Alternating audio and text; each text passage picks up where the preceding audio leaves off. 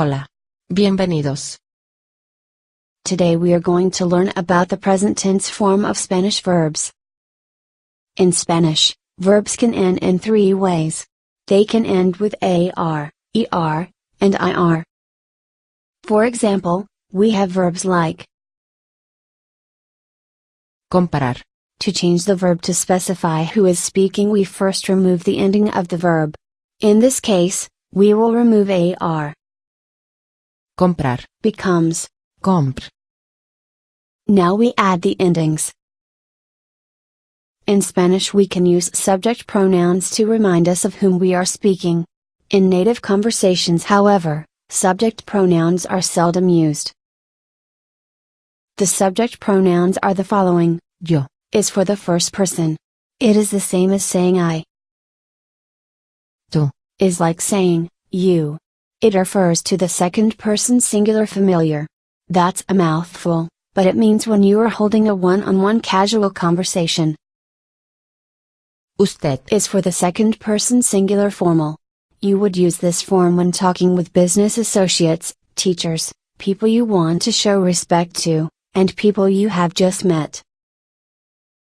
Nosotros. You would use this form in referring to an inclusive group like, we or us. Vosotros y ustedes. Both refer to the third person plural. Depending on the country you are speaking in, you will use one or the other or both interchangeably. In Latin America you will probably use ustedes. Now that we know that, let's look at the verb endings for AR verbs. For AR verbs the endings are O, AS, A, AMOS, AIS and AN.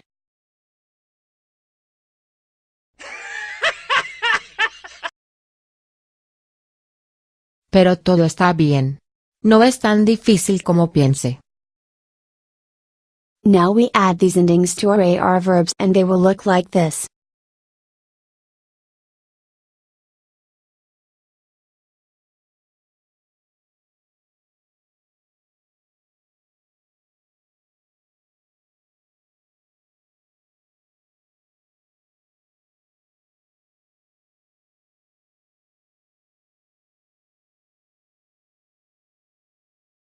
Now let's try an ER verb.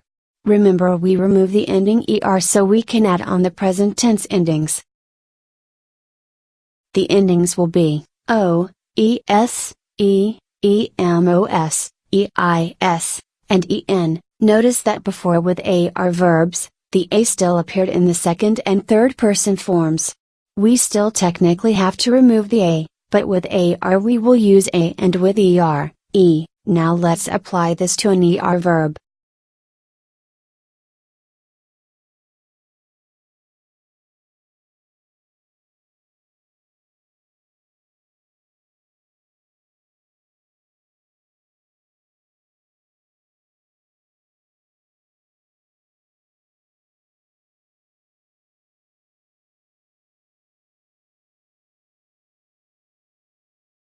The same pattern occurs with IR verbs as occurred with ER verbs. Yay!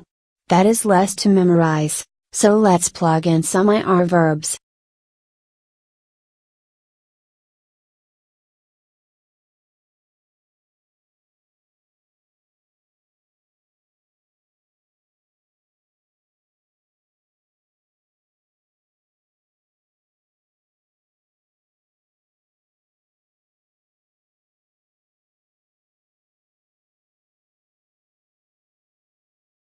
Remember, you will use these verbs when you are talking about things happening in the moment or things that generally happen.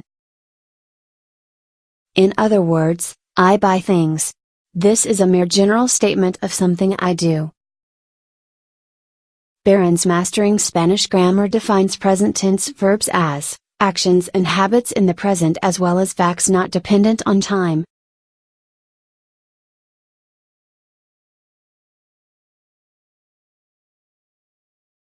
As will all things Spanish, there are special verbs that change form when they are conjugated into different forms, particularly in the first person singular.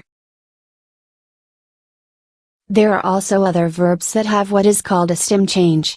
But this is a conversation for another time since stem changing verbs are a beast unto themselves.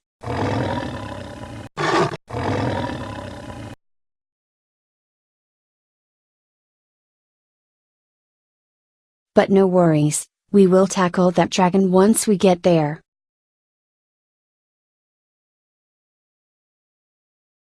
And now, go and celebrate your newfound knowledge. Until next time. Hasta luego.